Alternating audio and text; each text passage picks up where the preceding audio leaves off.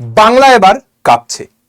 বাংলায় থেকে যারা দুর্নীতি করছিল তাদের দিন কিন্তু শেষ, কারণ বাংলায় চলে এসেছে আসল সিংহাম, দ্য রিয়েল বস। তিনি আর কেউ নন, তিনি আমাদের বাংলার মুখ্যমন্ত্রী শুভেন্দু অধিকারী। তিনি কি করেছেন, তিনি আজকে, অর্থাৎ আমি ভিডিওটা বানাচ্ছি আজকে শনিবার, তিনি কিন্তু ওয়েস্ট বেঙ্গল পুলিশের যে ওয়েলফেয়ার বোর্ডটা ছিল সেটা কিন্তু তিনি পুরো সম্পূর্ণ ডিমলিশ করে দিয়েছে। তো সেই বোর্ডটাকে কিন্তু ভেঙে দিয়েছে।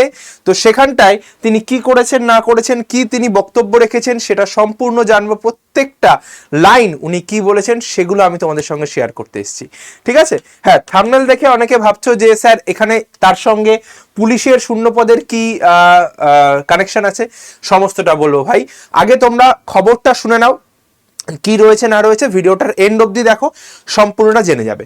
তো সবাইকে বলবো যারা চ্যানেলে নতুন অবশ্যই করে চ্যানেলটি সাবস্ক্রাইব করো এবং পাশে থাকা বেল আইকনটি প্রেস করো আর ভিডিওটা শেষ অবধি দেখো। দেখো, তো এই যে নিউজটা তুমি দেখতে পাচ্ছ, পশ্চিমবঙ্গ সরকার পুলিশ কল্যাণ বোর্ড মানে ওয়েলফেয়ার যে বোর্ড আছে সেটা ভেঙে দিয়েছে, জানিয়েছে এটি দলের সম্মুখ সংগঠন হিসেবে কাজ করত পুরাতন সরকারের। তো এইখানটায় কি বলেছে আমাদের মুখ্যমন্ত্রী শুভেন্দু অধিকারী, বলছে পুলিশ কল্যাণ বোর্ডটি মানে ওয়েলফেয়ার বোর্ডটি ভালো উদ্দেশ্য নিয়ে গঠন করা হয়েছিল ঠিকই, কিন্তু শেষ পর্যন্ত কি হয় না সম্মুখ সংগঠনে পরিণত হয়। মুখ্যমন্ত্রী বলছেন আমি জানি না এটা কিভাবে পুলিশের কল্যাণের কাজে এসছে, কিন্তু অবৈধভাবে চাকরির মেয়াদ বাড়ানো, মানে এই যে এছাড়াও আরো যে সমস্ত পয়েন্টগুলো দেখছি না, যে ছোটখাটো কেস, এরাও হতে পারে যে এই কেসগুলো কাউকে দিয়ে করানো হচ্ছে। এই সমস্ত জিনিসপত্রগুলো কিন্তু ছিল, একটি জায়গায় পরিণত হয়েছিল, কিন্তু কিছু লোক ব্যক্তিগতভাবে লাভবান হয়েছে। মানে বোর্ডের বা মানুষের বা আমাদের ছাত্রদের কি উন্নতি হয়েছে সেটা তিনি বলতে পারছেন না, কিন্তু কিছু লোক ব্যক্তিগতভাবে উন্নতি লাভ করেছেন বা লাভবান হয়েছেন সেটা কিন্তু মুখ্যমন্ত্রী নিজেই বলছেন। আজ আমরা বোর্ডটি ভেঙে দিচ্ছি, মুখ্যমন্ত্রী কিন্তু এই কথা বলেছে। এছাড়াও তিনি কি বলেছেন যে দক্ষিণ চব্বিশ পরগনা জেলার ডায়মন্ড হারবারে কি করা হতো, যে কোনো অবস্থাতেই পুলিশ কর্মীদের উপর হামলা বরদাস্ত করা হবে না, আইন শৃঙ্খলা কঠোরভাবে প্রয়োগের প্রয়োজনীয়তার উপর গুরুত্ব আরোপ করেন। মানে কি, মানে অনেক জায়গায় পুলিশের সঙ্গে দুর্ব্যবহার, তোমাকে রাস্তায় একটা বাইক ধরলে আমি একটা পাড়ার দাদাকে ফোন করছি, ও স্যার কথা বলুন, কথা বলুন, আমার গাড়ি ধরেছে, ফোন করছি, ফোন কই, এই যে স্যার একটু কথা বলুন তো, আরে কথা বলুন, এই সেই সমস্ত দিন কিন্তু শেষ। মানে ওই যে পাড়ার দাদাদের গুন্ডাগিরি, পাড়ার লোকাল নেতা, আমার লোকাল গার্জিয়ান, ওই সমস্ত দিন শেষ। সব দুর্নীতি, পুলিশ কর্মীদের সঙ্গে দুর্ব্যবহার, তুমি ডিরেক্ট জেলে ভাই, বা তোমার বিরুদ্ধে কিন্তু কঠোর পদক্ষেপ নেওয়া হবে। বেঙ্গল পুলিশ এবার কিন্তু হাত খুলে খেলবে ভাই, ঠিক আছে? আর এর সঙ্গে নতুন ভ্যাকেন্সির কি আছে এবং যাদের পেন্ডিং রেজাল্ট রয়েছে সেটা কি আপডেট আছে, সমস্ত কিছু কিন্তু এই ভিডিওতেই বলবো। পেন্ডিং রেজাল্টের আপডেটও এই ভিডিওতেই আছে। চলো, পুলিশি ব্যবস্থা ও প্রশাসনের বিষয়ে তার সরকারের অবস্থানের উপর জোর দিয়ে অধিকারী মানে শুভেন্দু অধিকারী বলেন, আগে ছিল শাসকদের আইন, এখন আছে আইনের শাসন। এই কথাটা কোট আনকোট তিনি বলেছেন। মানে এখন আইন চালাবে রাজ্য, আগে রাজ্য চালাতো আইন, এখন ল অ্যান্ড অর্ডার মেনটেন করে কিন্তু রাজ্যকে চলতে হবে। বেপথে এদিক গেছো তো ভুগেছো। তাহলে ল অ্যান্ড অর্ডার মেনটেন করার জন্য সবার আগে দরকার কি, আমাদের ফোর্সের পাওয়ারটাকে বাড়াতে হবে। তো মুখ্যমন্ত্রীর কাছে এটা নিয়ে, মানে এই তার বক্তব্য অনুসারে, এবং তিনি যে ওয়েলফেয়ার বোর্ডটা ভেঙে দিয়েছেন, সমস্ত ছাত্র ছাত্রী এবং সাথে আমাদের যে যুব সমাজ এবং গোটা রাজ্যবাসীর কল্যাণে মুখ্যমন্ত্রীর কাছে আমি এবং আমাদের সমস্ত ছাত্রছাত্রী সমাজ করজোড়ে দাবি জানাচ্ছি। আমি জানি না আমার ভিডিওটা মুখ্যমন্ত্রী বা ওনার বোর্ডের বা ওনার পারিপার্শ্বিক কারোর কাছে পৌঁছাবে কিনা। আমার দাবি একটাই, যে সমস্ত শূন্য পদগুলো রয়েছে তাতে অতি সত্বর নিয়োগ প্রক্রিয়া শুরু করুন, হাত জোর করে বলছি। এবং এটা খেয়াল রাখবেন যাতে সেই নিয়োগটা স্বচ্ছভাবে হয়, সেই নিয়োগে যেন কোনো দুর্নীতি না থাকে, সেই নিয়োগটা যেন সম্পূর্ণ ট্রান্সপারেন্ট হয়। এই যে ওয়েমার শিটে আমরা পরীক্ষা দিচ্ছি, জানি না সিবিটির বিষয়টা কি আছে না আছে, যদি করতে পারেন তো ভালো, যদি না করতে পারেন সিবিটি নিয়ে আর ওয়েমার নিয়ে এই বিষয়ে আমি যাচ্ছি না। আমার আবেদন একটাই যে খুব সুন্দরভাবে স্বচ্ছভাবে নিয়োগের প্রক্রিয়া করা হোক।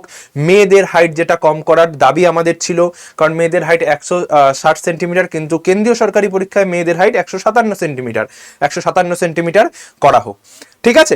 আর সব থেকে জোরালো দাবি জানাচ্ছি যে ওয়েস্ট বেঙ্গল পুলিশ কনস্টেবলের যে পেন্ডিং রেজাল্টটা রয়েছে সেই রেজাল্টটা অতি সত্বর বার করা হোক।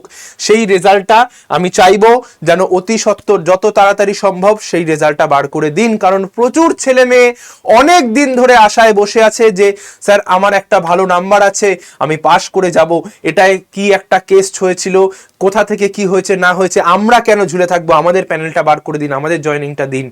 অনেক ছাত্রছাত্রী নয়, তাদের বাবা মা এবং পরিবার পরিজনও বসে আছে তাদের মুখ চেয়ে যে কবে তারা জয়েনিংটা পাবে।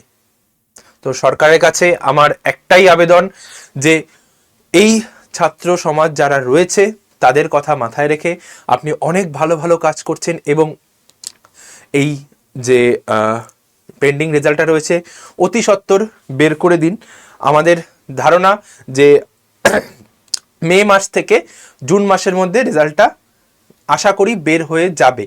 কিন্তু ভাই আমি তোমাদের এবার ছাত্রছাত্রীর উদ্দেশ্যে আমি যে কথাটা বলছি, সরকারকে আমি যে দাবিটা জানালাম, এবার ছাত্রছাত্রীর উদ্দেশ্যে আমি তোমাদের বলেছিলাম প্রত্যেকটা ভিডিওতে 15ই মে থেকে রেজাল্টের কাজ শুরু হবে, রেজাল্ট বের করার কাজ। এবার 15ই মে থেকে জুন মাসের ফার্স্ট উইক বা 10 তারিখ অবধি আমি তোমাদের বলেছি যে এর টাইম পিরিয়ডে যদি রেজাল্ট না আসে ভাই, তাহলে কিন্তু আমরা আন্দোলনের ব্যবস্থা করব, পারমিশন যেখান থেকে নেওয়াতে হয়, যেভাবে নিতে হয় সমস্তটা আমরা করব, ঠিক আছে। তো এই কথাটাই আমি বহাল রয়েছি, এখনো পর্যন্ত থাকবো। আর আমি ভুলে যাইনি যে আমাকে আন্দোলন করতে হবে বা যা কিছু করতে হবে। অলরেডি আমাদের একটা টিম ডেপুটেশন জমা দেওয়া থেকে শুরু করে মেল ক্যাম্পেইন থেকে শুরু করে সব কিছুই করছে। দেখো প্রত্যেকটা ক্ষণে তার ভিডিও বানিয়ে জানানো সম্ভব হয় না, যেগুলো তোমাদের অ্যাকচুয়াল জানার দরকার সেগুলো নিয়ে ভিডিও করি। তো এবার রেজাল্টের কি আপডেট আমি তোমাদের আরো একবার বলে দিচ্ছি। দেখো এটা হচ্ছে গিয়ে কাট অফ যারা রয়েছে, ফাইনাল কাট অফ এখানটায় রয়েছে, এখানটায় ফাইনাল কাট অফ রয়েছে, এই দিকটায় লেফট সাইডে ফাইনাল কাট অফ একবার দেখে নিও। এটা হচ্ছে কেপির কলকাতা পুলিশের ফাইনাল কাট প্রিলিমসের। আর রেজাল্ট কবে নাগাদ কি বেরোতে পারে আমি তোমাদের বলে দিয়েছি। ডব্লিউপি হচ্ছে গিয়ে মে এন্ড থেকে জুনের ফার্স্ট, মে এন্ড টু জুনের ফার্স্ট এর মধ্যে বেরোবে, ঠিক আছে। আর কেপির রেজাল্ট ওই জুনের এন্ড থেকে, মানে এদের জয়েনিং প্রসেসটা শুরু হলে তারপরে গিয়ে হয় হচ্ছে গিয়ে কেপির কাজটা শুরু করবে, ঠিক আছে। নয়তো অনেক ক্যান্ডিডেট এখানে ওখানে প্রচুর আছে, যারা এখানেও পাশ করবে তারা এখানেও পাশ করবে, ঠিক আছে। তো এদের ধরে নাও এই জুন থেকে জুলাইয়ের মধ্যে আগে অ্যান্সার কি বেরোবে, কাস্ট চেঞ্জের ওটা আমি জানি না দেবে কিনা, আমার মনে হয় না কতটা কি দেবে না দেবে, কারণ অনেকে আছে ইডব্লিউএস বানিয়ে নিয়েছে পরে দুম করে ইডব্লিউএস আপলোড করে দেবে, সেরকম অনেকে আছে। তো আমি জানি না কাস্টের বিষয়টা দেবে কিনা, এখনো পর্যন্ত নট শিওর, বাট অ্যান্সার কিটা তো দেবেই। তো এই হচ্ছে আপডেট, রেজাল্ট কবে বেরোবে। আর দেখো ভাই আমি প্রত্যেকটা ভিডিওতে বলি যে আমি বাংলা থেকে 3000+ সিলেকশন দেব, আর তার জন্য সমস্ত দেখো আমাদের মুখ্যমন্ত্রী তিনি কি করছেন, তিনি ল অ্যান্ড অর্ডার মেনটেন করতে চাইছেন, তিনি চাইছেন রাজ্যটাকে সঠিকভাবে চালনা করতে। তার কারণ আমাদের রাজ্যটা একটা বেশ বড় রাজ্য, এখানে ল অ্যান্ড অর্ডার মেনটেন না করে যদি রাজ্য চালাতে যাওয়া হয় তাহলে কিন্তু বিপদে পড়তে হয়, সেটা আমরা জানি। আর আগে কি ছিল, আগে আমাদের ছিল যিনি শাসক ছিলেন বা যারা ক্ষমতায় ছিল তারা পুলিশকে নিয়ন্ত্রণ করে রাখতেন, এবার কিন্তু পুলিশ হাত খুলে ব্যাটিং করবে ভাই, ঠিক আছে। তো তোমরা যারা রয়েছো এবার ওই পুলিশকে চটি চাটা বা এই সমস্ত টোনটিটকারি করার দিন শেষ, পুলিশ এবার ধরবে আর রামপাট খেলাবে, ঠিক আছে। চলো তাহলে সবাইকে বলবো যারা পুলিশ হওয়ার স্বপ্ন দেখছো, যারা চাইছো যে আমিও জীবনে খাকি উর্দিটা পড়তে চাই, ঠিক আছে, আমিও রাজ্যের হয়ে দেশের হয়ে কাজ করতে চাই, তাদের জন্য কিন্তু আমি জাস্ট একটাই জিনিস দেখাবো, এই হচ্ছে গ্রুপ। দেখো তুমি এই নাম্বারটাতে হোয়াটসঅ্যাপে হাই পাঠালে এই যে ডব্লিউপির গ্রুপটা দেখতে পাচ্ছ, এই গ্রুপটাতে জয়েন করো ভাই, আমি কথা দিচ্ছি ভাই, আমি তোমাদের লিস্ট ধরে ধরে দেখাবো, লিস্ট ধরে ধরে।